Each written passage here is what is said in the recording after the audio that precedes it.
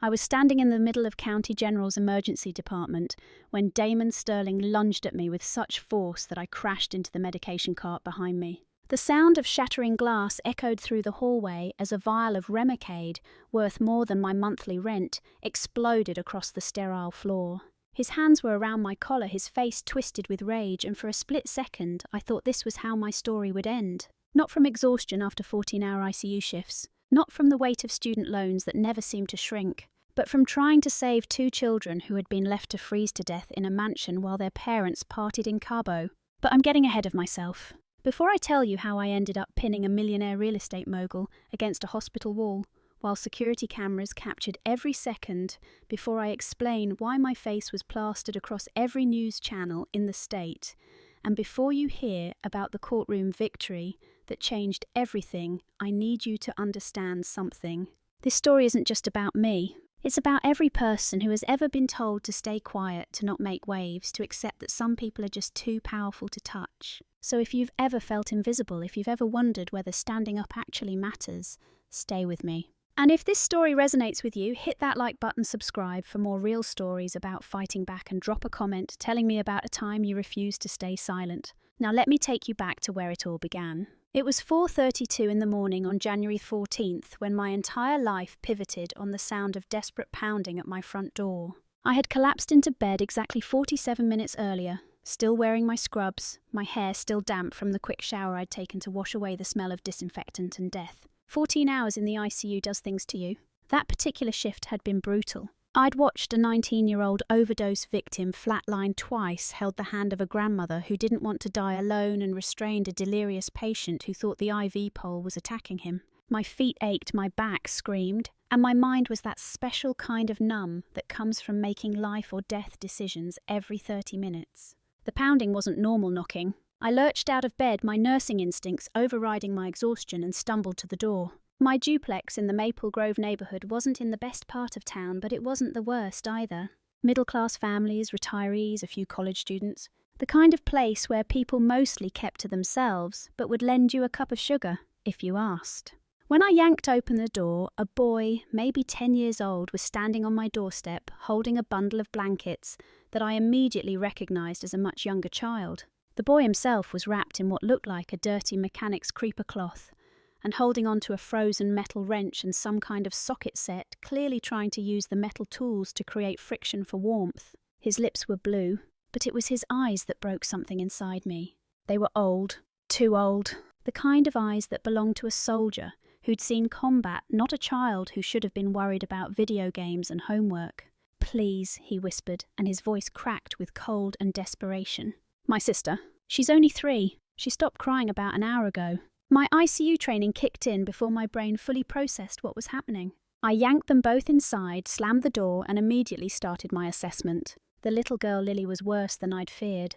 When I unwrapped the blankets, her tiny body was barely responsive. Her breathing was shallow, her pulse thready and weak, and when I checked her pupils, the response was sluggish. I saw the beginning tremors of what could become a seizure.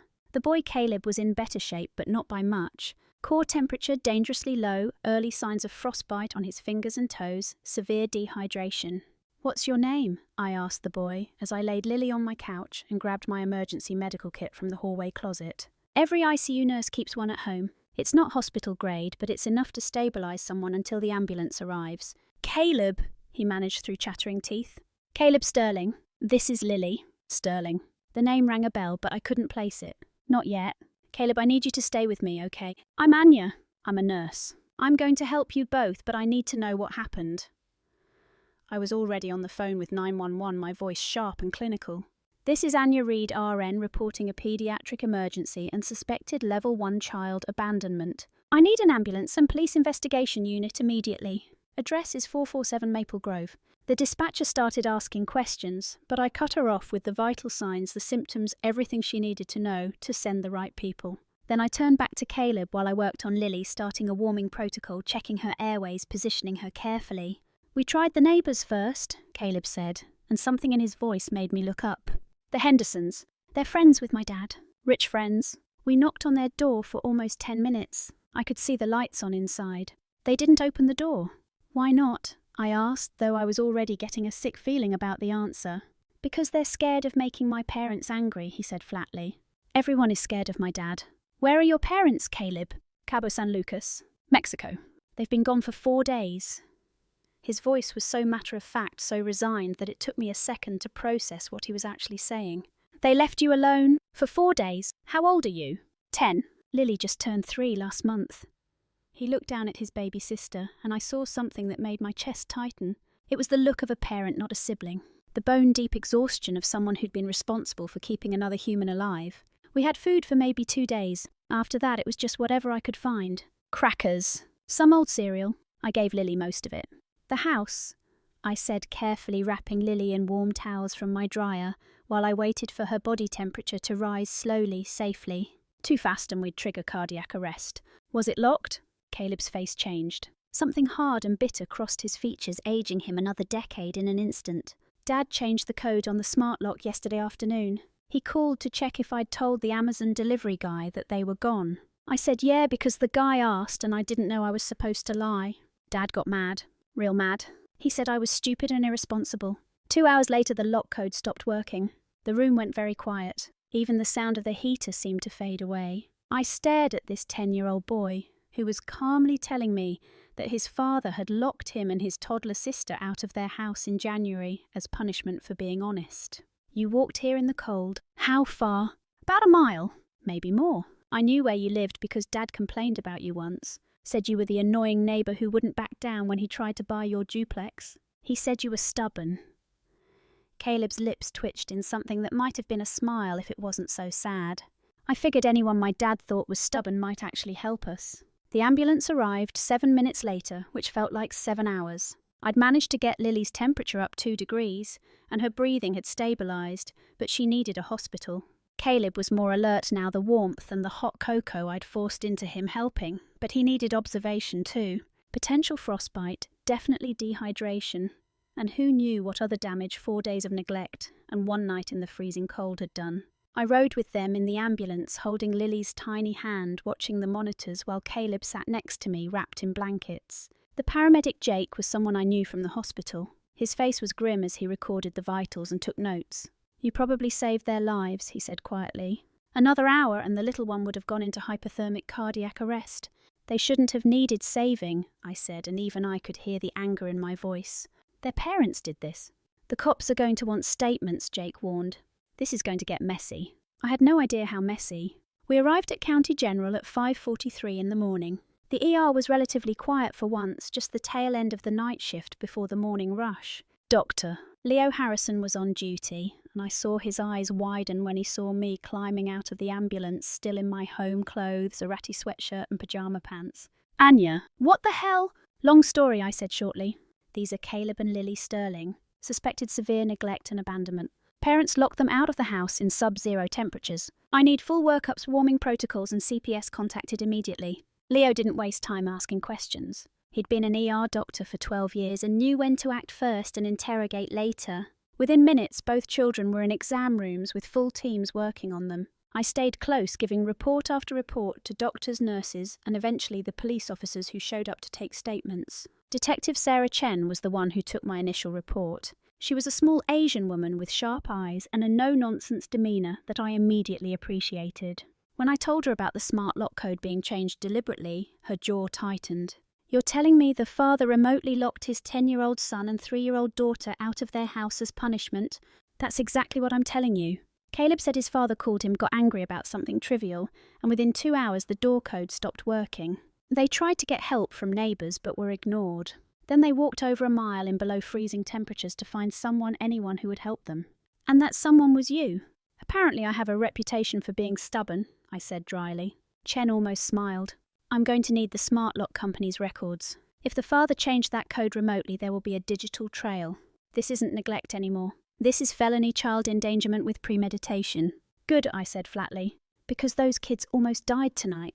I finally got to go home around 9 in the morning, just in time to realise I had to be back at work for my next shift in 6 hours. My duplex smelled like hot cocoa and fear, a combination I'd never experienced before and hoped never to again. I tried to sleep but couldn't. Caleb's old eyes kept haunting me. The way Lily had been so small, so fragile, so utterly dependent on her 10-year-old brother to keep her alive. I should have known then that I was in too deep, that I should have let the system handle it and walked away. But I've never been good at walking away. The next day at the hospital was when everything exploded. I was 3 hours into my ICU shift, checking on a post-op cardiac patient, when the charge nurse found me. Her face was pale. "Anya, you need to come to the ER. Now." My stomach dropped. "Is it the kids? Are they okay?" "The kids are fine. It's their parents. They're here and they're demanding to see them." I practically ran to the ER, my mind racing. Damon and Tiffany Sterling had cut their vacation short, probably because the police had contacted them. Part of me hoped they'd show remorse, maybe even gratitude that their children were alive. I was about to learn just how naive that hope was. Damon Sterling was exactly what I'd expected, and somehow worse. 6'2", expensive suit that probably cost more than my car, perfectly styled hair, and the kind of confidence that comes from never being told no. His wife Tiffany was a former pageant queen, all blonde highlights and designer yoga wear with tears streaming down her carefully made-up face. But her eyes were dry. "I'm a nurse. I know the difference between real tears and performance tears." "Where are my children?" Damon demanded the moment he saw me, and somehow he knew exactly who I was. "You're the neighbour, the one who took them." "I'm the nurse who saved their lives after you locked them out in below freezing temperatures," I said coldly. "And you're lucky they're alive at all." His face went red. "You have no idea what you're talking about. This is a misunderstanding. The smart lock malfunctioned." "Is that what you're going with? Because Caleb told me you called him, got angry and changed the code as punishment." "He's a child. Children lie. Not about hypothermia. Not about nearly dying." I stepped closer and I saw something flicker in his eyes. He wasn't used to people standing up to him. "Your son carried your daughter over a mile in the cold because you left them with no food, no heat, and no way to get help. What kind of father does that?" That's when Tiffany stepped forward, her voice high and trembling. "You don't understand. We needed this trip. We needed time away. The kids were supposed to be fine. Caleb is very mature for his age." "He's 10, I said flatly. "And you left him alone for 4 days with a toddler." "We had circumstances," Damon cut in, and his voice had gone dangerously quiet. "Anya, is it? Anya Reed. You're the one who refused to sell me your duplex last year. You cost me a very profitable development deal." And there it was. This wasn't just about his children. This was personal. "Let's talk privately," he said, gesturing to an empty consultation room. "I think we can resolve this situation like adults." Every instinct I had screamed not to go, but I was curious. What could he possibly say that would make this better? "Doctor." Harrison caught my eye and gave me a subtle nod. He'd stay close. I followed Damon into the consultation room with Tiffany trailing behind us like a ghost. The moment the door closed, Damon's entire demeanour changed. The fake concern vanished, replaced by cold calculation. "Let's cut the drama. You're in debt, aren't you?" "Student loans. I did some research this morning. Nursing school isn't cheap and County General doesn't pay well." "Get to the point. I'll pay off your loans, all of them, and I'll buy your duplex for triple what it's worth. That's about $500,000 in total." He leaned against the desk, perfectly casual. "All you have to do is tell the police this was a misunderstanding. The kids were fine. You overreacted." I stared at him. $500,000. It was more money than I'd see in 5 years of nursing. It was freedom from the debt that woke me up at 3 a.m. in a cold sweat. It was a life without having to choose between paying rent and buying groceries. "No," I heard myself say. Damon's eyes narrowed. "Think carefully, Anya. I'm offering you a way out of this mess. Take it. Your children almost died. But they didn't. Thanks to you, apparently. So take the reward and move on." He straightened up, and there was something predatory in the movement. "Or don't and watch what happens when you make an enemy of me. I own half this city. I know the hospital board members. I know the mayor. I know people who can make your life very difficult." "Is that a threat?" "It's a reality check." He pulled out a business card and set it on the desk. "Think about it. You have 24 hours. He left Tiffany scurrying after him. I stood in that consultation room for a long moment, staring at his business card. Part of me, the tired, broke, practical part, wanted to consider it. $500,000. But then I thought about Caleb's eyes, about Lily's tiny, cold body, about the way they'd been left to die because they were inconvenient. I picked up the business card and tore it in half. 12 hours later, I was contacted by CPS. Agent Eleanor Vance was exactly the kind of social worker who gave the system a bad reputation. Cold, bureaucratic, and more interested in checking boxes than actually helping children. She showed up at my duplex at 8 p.m, clipboard in hand, scanning my home like she was cataloguing evidence. "Ms. Reed, I understand you're interested in temporary foster placement for the Sterling children." "I didn't say that," I said carefully. "I said I wanted to make sure they were safe." The state is prepared to place them in emergency foster care while we investigate. However, given that you were the reporting party and have established a relationship with the children, we could consider you if you're qualified." She made a mark on her clipboard. "Of course, your home would need to meet our standards." For the next hour, she went through my duplex with a microscope. Every electrical outlet, every cabinet lock, every potential hazard. She found issues with the old wiring, the lack of safety gates on the stairs, the absence of fire extinguishers in multiple rooms. She gave me a list of violations that had to be corrected within 12 hours, or the children would be placed in the foster system. 12 hours? I stared at her. "Do you have any idea what that costs? I just finished a double shift. I have to be back at work in 6 hours, and you want me to hire contractors in the middle of the night?" "That's not my concern, Miss. Read. These are state requirements." She handed me the list, her face expressionless.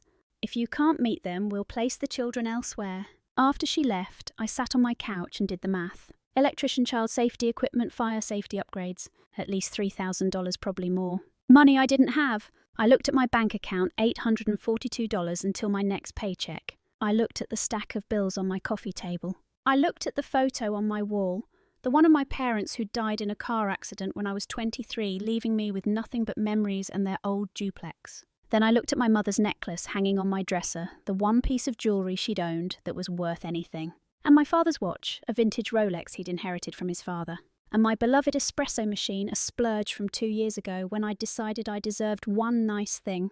I spent the night selling everything I could. The necklace went to a jewellery buyer for $800. The watch went for $1,500. The espresso machine, barely used, went for $200 on Facebook Marketplace. By 3 a.m. I had enough to pay for the emergency electrician and the basic safety equipment. By 6 a.m. Agent Vance was back checking everything again, grudgingly approving the modifications.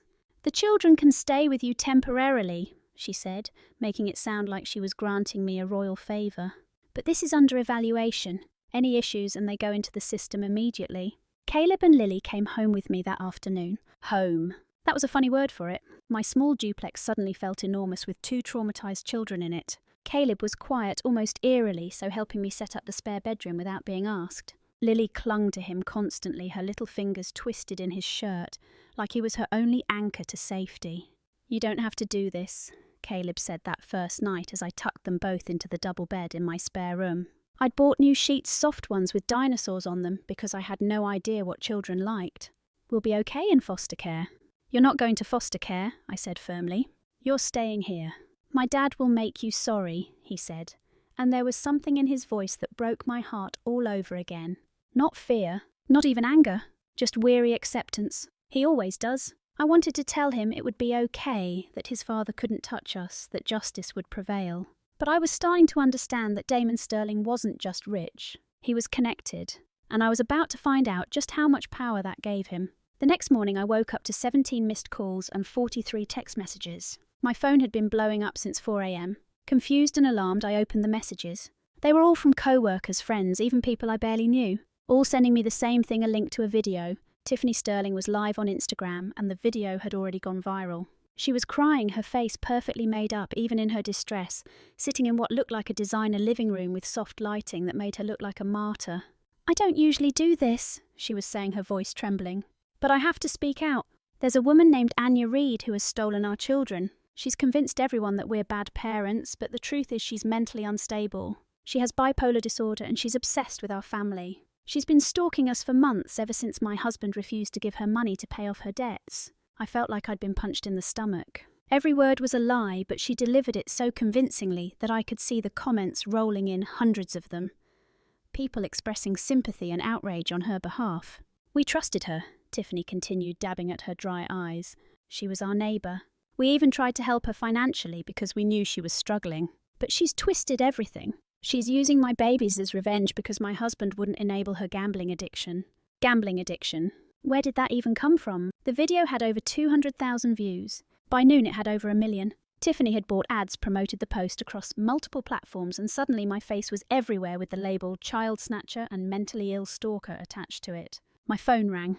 It was the hospital's HR department. "Ms. Reed, we need you to come in for a meeting immediately." I went, leaving Caleb and Lily with my neighbour, Mrs. Patterson, an elderly widow who'd taken one look at the situation and offered to help. The HR office was cold and impersonal, and the director, a man named Gerald Hammond, couldn't quite meet my eyes. Anya, we're going to have to put you on administrative leave pending an investigation. Investigation into what? I saved those children's lives. We're receiving complaints, hundreds of them, people claiming you're unstable, that you shouldn't be around patients. He shuffled papers uncomfortably. We have to protect the hospital's reputation. So you're just going to believe some viral video over the actual police report, over the medical evidence. We're not taking sides. We're just being cautious. The leave is unpaid until this resolves. He finally looked at me. I'm sorry, Anya, but our hands are tied. I walked out of that office in a daze. Unpaid leave. I had maybe 3 weeks of savings left, and that was being optimistic. I had 2 children depending on me, and I had a woman with unlimited resources systematically destroying my reputation. That night I did something I'd been avoiding. I looked up lawyers. Not just any lawyers, but someone who could go up against the Sterlings and win. The name that kept coming up was Marcus Thorne. He was known as the shark, famous for taking on powerful people and bringing them down. He was also expensive. His consultation fee alone was $500. His retainer started at $50,000. I had $3,000 in my bank account, and that was everything. I called him anyway.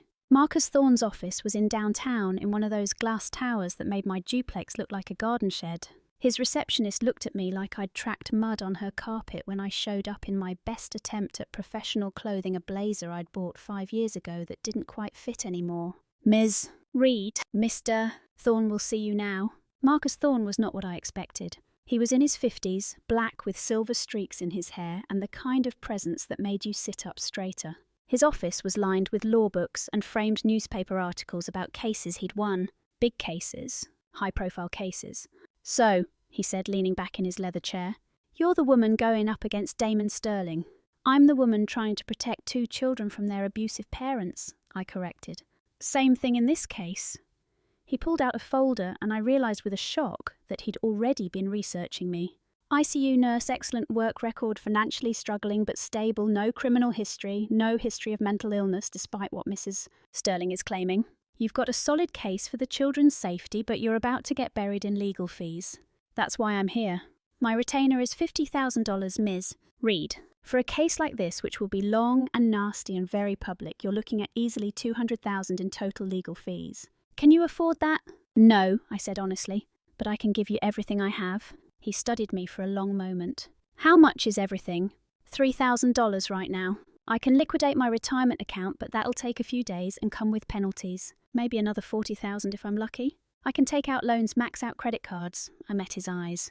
I know it's not enough, but those children will die if they go back to that house, metaphorically if not literally. So I'm asking you to help me anyway. Marcus Thorne did something I didn't expect. He smiled.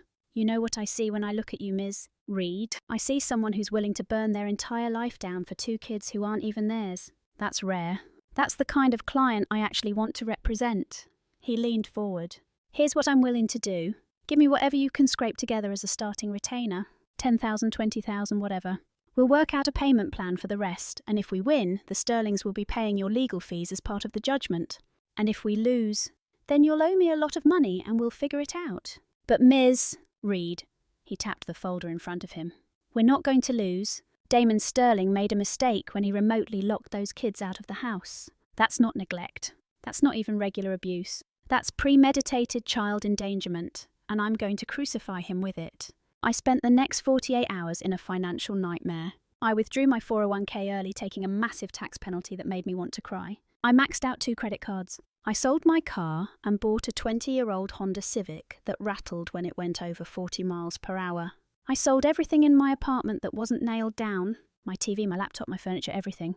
When I handed Marcus Thorne a check for $52,000, I had $18 left in my checking account and a stack of bills I had no idea how to pay. But I also had a lawyer who looked at that check and said, now let's go to war. The war started with discovery. Marcus immediately subpoenaed the smart lock company's records, and what we found was damning. Damon Sterling had indeed remotely changed the access code at 2:47 p.m. on January the 13th, exactly 2 hours after a recorded phone call to the house. The smart home system also showed that he'd turned off the heating remotely 3 days before that and had been monitoring the house through security cameras the entire time. He watched them, Marcus said grimly, showing me the logs. He literally watched his children getting colder, running out of food, and did nothing. This isn't neglect, Anya. This is torture. The police agreed. Detective Chen came to my duplex personally to tell me that they were upgrading the charges against Damon Sterling from child endangerment to felony child abuse and willful abandonment with intent to harm. Against Tiffany, they were adding charges of conspiracy and complicity. "We're building a case for attempted murder," Chen said quietly. "But that's hard to prove. The abuse charges will stick, though. The evidence is overwhelming." "What about the social media attacks?" I asked. "Can we do anything about Tiffany's videos?" "She's careful. Everything she's saying is technically just her opinion, not stating facts. It's defamation, but it's civil, not criminal." Chen looked frustrated.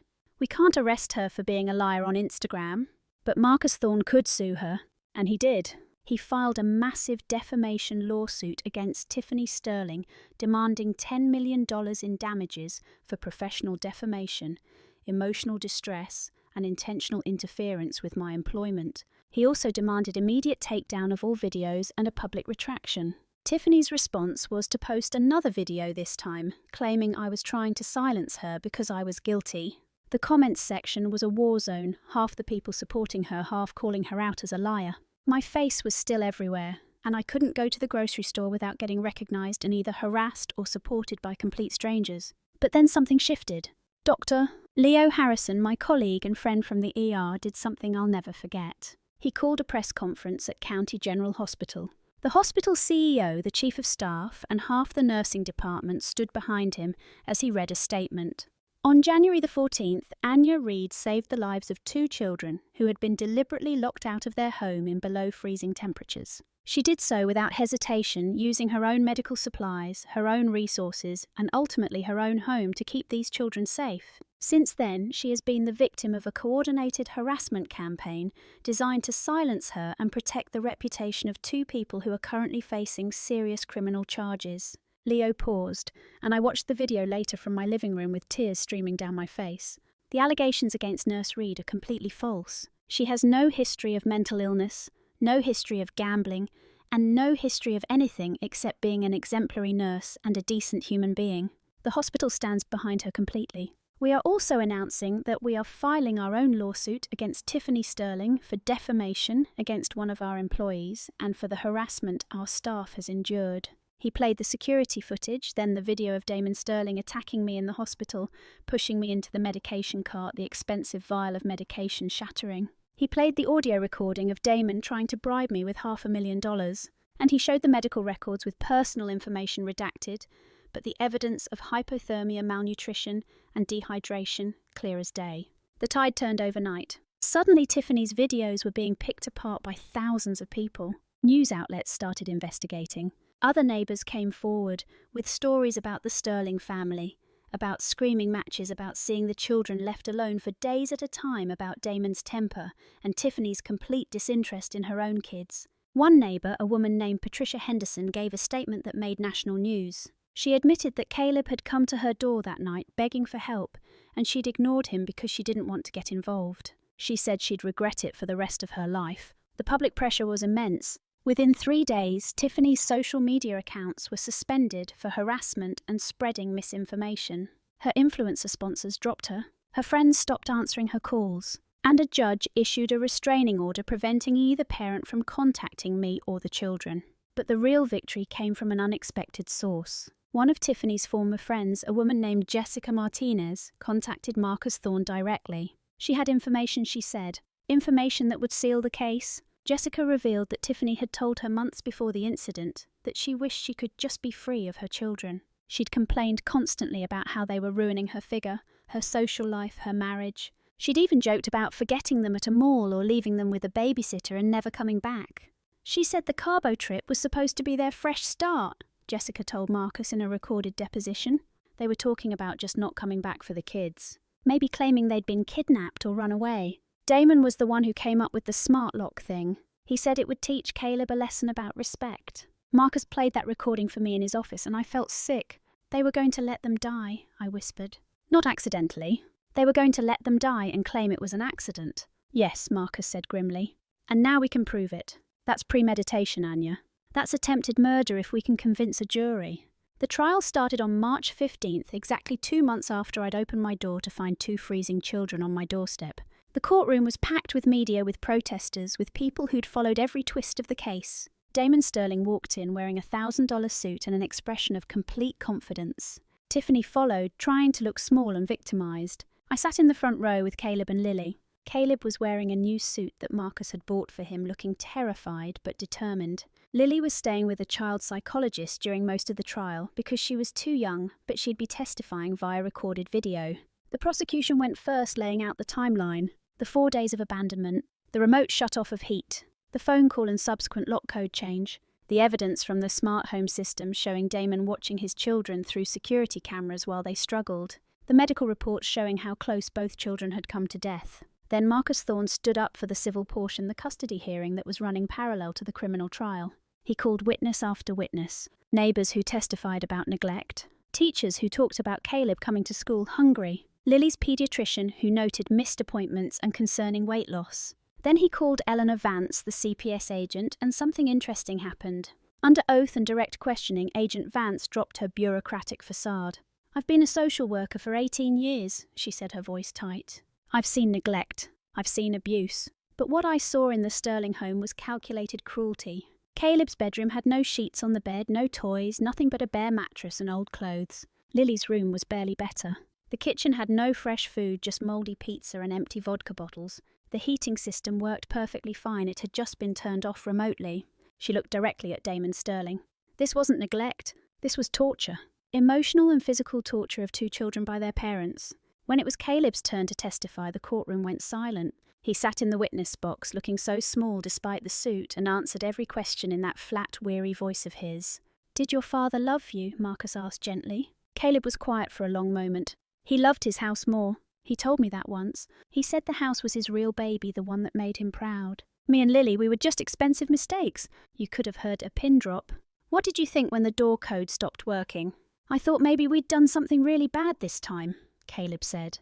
"Bad enough that he wanted us to die. And I thought about just giving up, just sitting down in the snow and letting it happen. But then Lily started crying and I knew I had to try. Because nobody else was going to help us." "Why not?"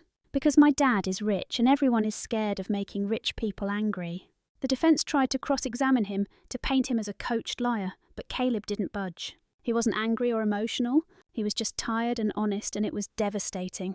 The jury deliberated for 3 hours. When they came back, the verdict was unanimous. Guilty on all counts. Damon Sterling was sentenced to 12 years in federal prison for child endangerment, child abuse, and willful abandonment. The judge added extra time because of the premeditation element. Tiffany Sterling got 5 years for conspiracy and her role as an accomplice, plus another 3 for the defamation case. But the part that mattered most to me came after the criminal sentencing. The family court judge, a woman named Patricia Moore, looked at Damon and Tiffany with open disgust. "I am terminating your parental rights effective immediately and permanently. You will have no contact with Caleb Sterling or Lily Sterling for the remainder of your lives. They deserve better. They deserve someone who will put them first, who will keep them safe, who will love them more than any material possession." She turned to me. "Ms. Reed, I am granting you full legal custody of both children, with adoption proceedings to follow once the waiting period is complete. I've reviewed your financial situation and I'm ordering that the Sterling estate be liquidated. All assets will be divided with $1.5 million, going directly into a trust fund for the children's education and welfare, managed by you as their guardian. The remainder will cover your legal fees and compensate you for your financial losses." I couldn't breathe, couldn't speak, could only hold on to Caleb as he buried his face in my shoulder and cried for the first time since that frozen morning. The next 3 years were hard but good. Hard because trauma doesn't just vanish with a court order. Lily had nightmares for months. Caleb struggled to trust that I wouldn't leave him, that he was actually safe. We did therapy, all 3 of us, both individually and as a family. I learned how to be a mother, something I'd never planned for, and discovered that love isn't something you plan for anyway. The money from the Sterling estate bought us a real house, a 3-bedroom ranch with a big backyard and a fence. Not a mansion, but home. I kept working at County General, but I cut back to part-time so I could be present for the kids. Eventually, I was promoted to Director of Nursing, a position that came with better pay and more respect. Leo Harrison, who'd stood by me through everything, became more than a colleague. We started dating slowly, carefully, and last year he proposed. The ring was simple, nothing like what Tiffany Sterling used to flash around, but it was perfect. Today is my birthday. I'm 35 years old, I have 2 children who call me Mum, and I'm getting married in 3 months. Caleb is 14 now, tall and starting to lose that wariness in his eyes. He plays basketball and gets straight A's and is thinking about becoming a doctor. Lily is 6, bright and cheerful, and has no memory of that frozen night except what we've gently told her. This morning, Caleb came downstairs with a wrapped box. "Happy birthday, Mum," he said, and I still get emotional every time he calls me that. Inside the box was a stainless steel espresso machine top of the line, the kind I could never have afforded even before I sold everything I owned. Engraved on the side was a phrase more valuable than a mansion. I hugged him so tight I probably bruised his ribs, crying like an idiot while Lily danced around us and Leo laughed from the kitchen where he was making pancakes. Later, after breakfast, after the kids went outside to play, I stood at the kitchen window looking out at the yard. The morning sun was warm, the grass was green, and I could hear Caleb and Lily laughing as they chased each other with the garden hose. Leo came up behind me, wrapping his arms around my waist. "You okay?" "Yeah," I said and meant it. "I'm thinking about doors." "Doors? The front door. I want to make sure it never locks. I want the kids to know that no matter what, no matter where they go or what they do, they can always come home. The door is always open." "We can do that," Leo said softly. "Hell, we can take the lock off entirely if you want." I smiled.